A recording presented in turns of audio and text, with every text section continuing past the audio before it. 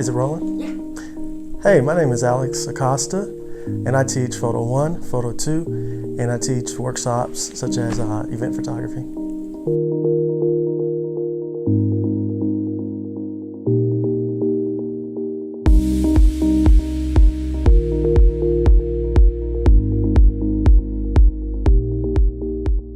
I do portraiture, journalism, and photo documentary work. So I'm a co-founder and executive director of Soul Food Cypher. It's a community arts organization that utilizes freestyle rap to transform individuals and communities.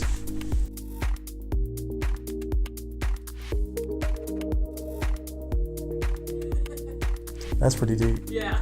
My teaching philosophy is energy focused. I like to go off of the energy of the students. Some students are very academic.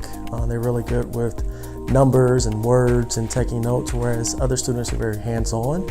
And with as many as 12 students in a class, it's important that each student and each learning style is represented. So therefore, my philosophy when going in is just to understand the energy of certain students. So if some need help in regards of being more hands-on and showing them buttons, I will make a point throughout the class to actually walk around and show those individual students. I also like to break away in every class to try to do a hands-on tutorial as much as possible, just depending on the student's needs. So it's very specific and very energy focused.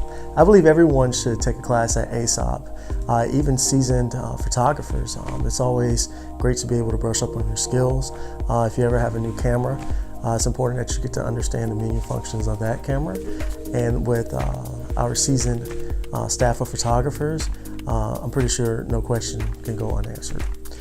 So I think everyone has an opportunity, whether you're a beginner, if you're intermediate, or if you're a professional photographer. We have wonderful workshops here that will allow you to brush up your skills in very specific areas.